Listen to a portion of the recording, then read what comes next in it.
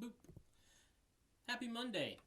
Today is Monday, September 7th, 2020, which everybody's celebrating Labor Day, so a lot of people off UTC's campus. It's kind of a weird Labor Day for UTC.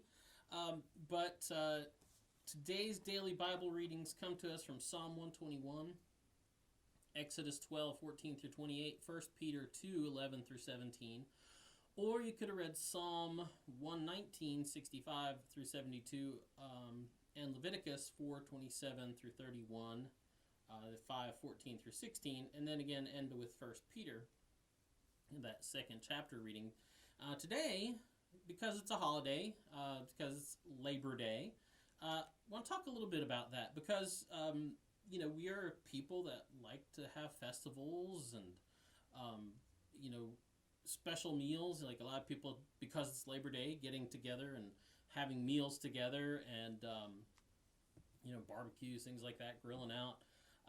And days like this are all about, festivals, holidays are all about sharing meals together, sharing memories together, sharing our common story together.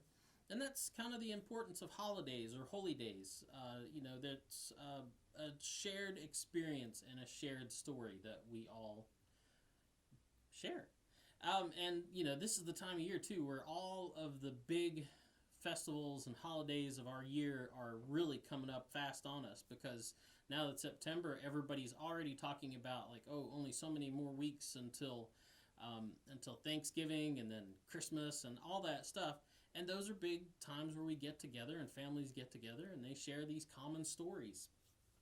The family stories, national stories, which is kind of what Labor Day is about.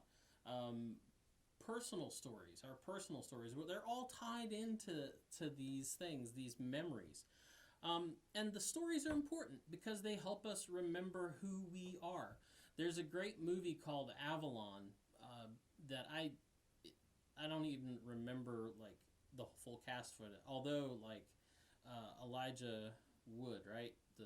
Frodo is in it, but as a really, really little kid. And that movie is about this family of immigrants, and in that movie it shows kind of how important getting together as a family is, and telling the story about how the family even came together. And so if you can look that up, it's a really good movie to watch. But it shows the importance of coming together for feasts and festivals and special days, and hearing the story and remembering who you are and who you are together. And so that's why I want to talk about that today, because today's text from Exodus is all about that. It's where the Passover meal is instituted, this high holy day of Jewish life, of the Jewish year, the Hebrew year, is instituted for the first time as the people are getting ready to leave Egypt. And it's not just a one and done thing. You're going to have this Passover meal because you have to get ready and you need to be prepared to go. But God says to them, you will do this. Once you get to the land, once we get you out of Egypt and you get to the land that I've prepared for you, you will do this meal every year. And the reason why is he says, in verse 25, it says, when you come to the land that the Lord will give you as he promised, you shall keep this observance. And when your children ask you, what do you mean by this observance? You shall say, it is the Passover sacrifice to the Lord. For he passed over the houses of the Israelites in Egypt when he struck down the Egyptians, but spared our houses. And so this is important. God is saying to them, years from now, even when you have children and grandchildren that were not a part of this event, do not remember this time, you will do this meal.